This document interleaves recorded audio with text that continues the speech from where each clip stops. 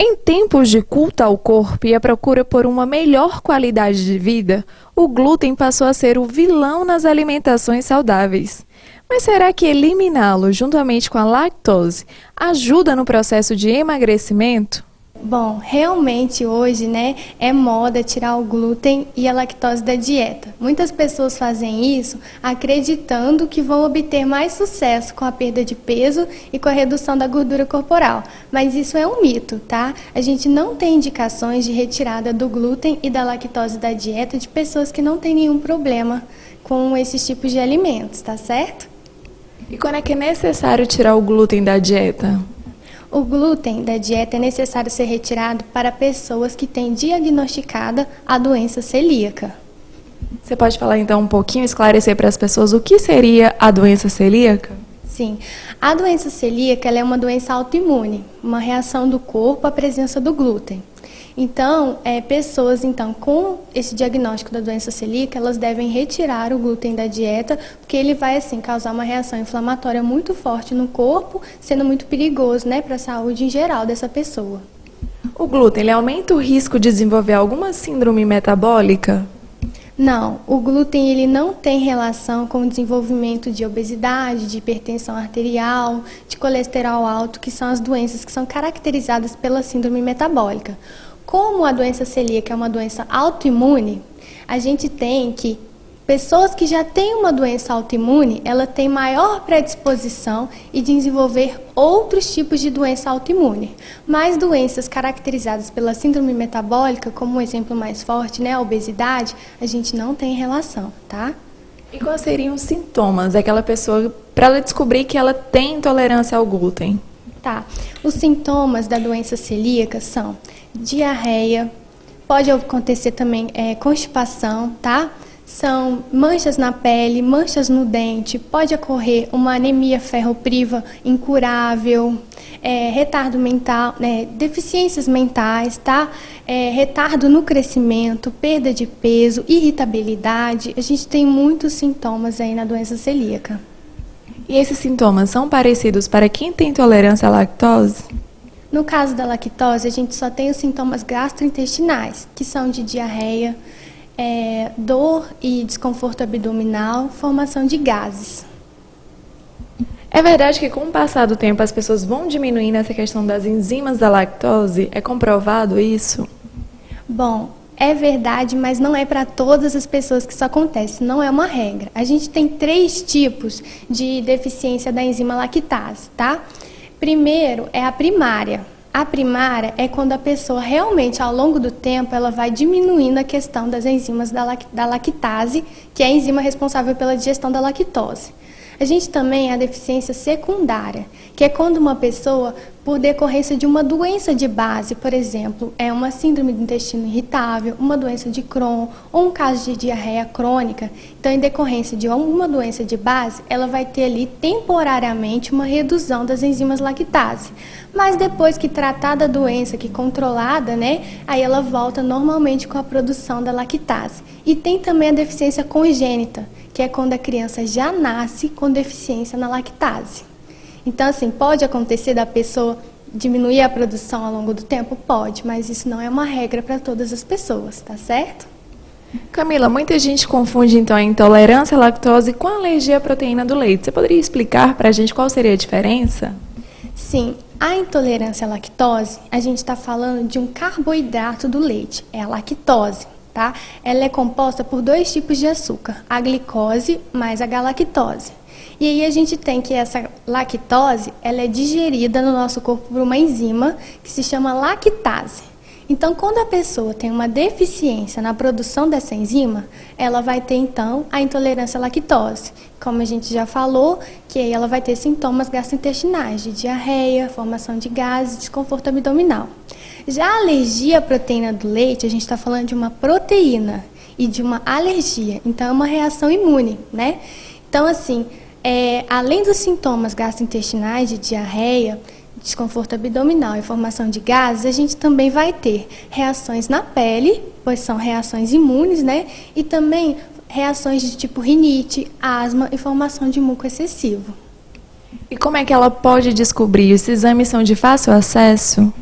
Bom, o exame da doença celíaca, ele é um pouco mais complicado, né? Porque, como eu expliquei, os sintomas já são mais vagos, né? Então, a gente tem que fazer uma investigação, além dos sintomas, e relacionar com o consumo dos alimentos, né? Que possuem glúten, a gente também tem que fazer aí um exame para medir imunoglobulinas, tá? E também para medir anticorpos e também fazer uma biópsia intestinal para confirmação da doença celíaca. Na intolerância à lactose, a gente vai fazer um teste de tolerância à lactose. E na alergia à proteína do leite, a gente também vai fazer um teste de provocação. Mas não precisa ficar preocupado. Quem tem restrições alimentares pode comer quase tudo. E para isso, a nutricionista ensina a fazer uma receita super fácil. As pessoas que têm intolerância à lactose ou alergia à proteína do leite, né, então elas vão aí eliminar os produtos lácteos da alimentação. Então eu vou passar uma receita para vocês de um leite de vegetais para as pessoas poderem utilizar, né, no lugar do leite de vaca, tá? Então o leite vegetal, ele pode ser feito, vou dar um exemplo aqui, né, de amêndoas e de avelã, tá? Então a gente vai pegar aí um copo americano de amêndoas ou de avelã, tá? E vai deixar de molho por 5 horas. Vou deixar de molho com água até cobrir aí a amêndoa ou a avelã, tá? Aí depois de 5 horas, a gente vai levar ao liquidificador. Vai descartar essa primeira água do molho e vai levar a amêndoa, no caso, ou a avelã, no liquidificador com mais 2 copos americanos de água. A gente vai liquidificar bem e depois a gente vai coar. Aí vai formar um leite de vegetal.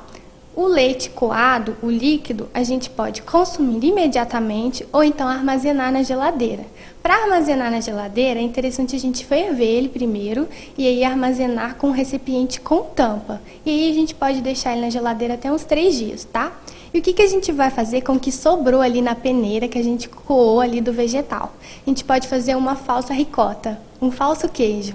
Tá? A pessoa pode guardar num recipiente com tampa também, jogar um pouquinho de azeite, temperar com orégano, outros temperos naturais, cebolinha, cheiro verde em geral, né? A gente pode ali temperar e guardar e usar para passar num pão, numa torrada, tá? Usar aí como uma falsa ricota mesmo, tá certo? É bem prático de preparar, é fácil, é econômico e aí dá para a pessoa substituir pelo uso do leite em casa. A Camila aceitou vir com a gente até uma loja de produtos naturais para mostrar como é possível ter um lanche saudável. Camila, você separou aqui para a gente alguns elementos, não foi isso? Alguns produtos? Vamos mostrando. Sim, bom, na hora que a gente for comprar um produto, então, né, no supermercado ou numa loja de produtos naturais, é muito importante a gente observar o rótulo. E a gente tem que se atentar que no rótulo ele vem escrito se o alimento é sem lactose e sem glúten. Então, vem escrito não contém glúten e sem lactose. Vou mostrar aqui, primeiro, a opção de leites vegetais. A gente ensinou, né, a preparar o leite vegetais em casa, mas a gente também tem eles industrializados. Por exemplo, aqui a gente tem um leite de aveia. Aí a gente observa aqui, né, que vem aqui como alternativa ao leite. Aí aqui nas informações nutricionais a gente vai ver escrito, né, que não contém glúten e não contém lactose. É muito importante a gente ler aqui, ó, a lista de ingredientes, tá, dos produtos. Por exemplo, aqui vem escrito, né, tem água, aveia integral orgânica, óleo de girassol, cálcio natural e sal. Não contém glúten. Então é muito importante a gente verificar essas informações para saber que produto a gente está levando para casa. Separei aqui, né, uma bolacha de arroz. Nela a gente vê que vem escrito que ela não contém glúten e não contém lactose. Olha, os ingredientes dele é arroz integral, sal e é livre de conservantes e de aromatizantes. Então, assim, é uma bolacha feita realmente de arroz, 100% natural, e ela não tem glúten e não tem lactose. E também pode ser consumida porque tem alergia à proteína do leite, né? Então a gente pode usar essas bolachas de arroz com algum patês que são livres de glúten e de lactose também, tá? Aqui também tem um chocolate 70% cacau, que é o ideal de ser consumido, né, com maior teor de cacau. E nele a gente observa aqui também, ó, tá escrito 0 adição de açúcar, 0 glúten, 0 lactose. Então é bem interessante também, né, uma opção interessante aí para quem tem esses problemas. Camila, e quem não tem esses problemas e quer consumir por uma questão estética, também é válido? É possível? Tem algum problema? Sim, a pessoa pode consumir, a gente só não tem indicação, né? Como a gente já conversou, não existe comprovação de que o glúten, a lactose e a proteína do leite apresente algum problema para pessoas que são saudáveis, né? Hoje o mercado aí traz opções para atender essas pessoas que se encontram nessa situação de uma intolerância à lactose, uma alergia à proteína do leite e uma doença celíaca. Mas não é sinônimo de ser saudável consumir aí produtos sem lactose, sem glúten.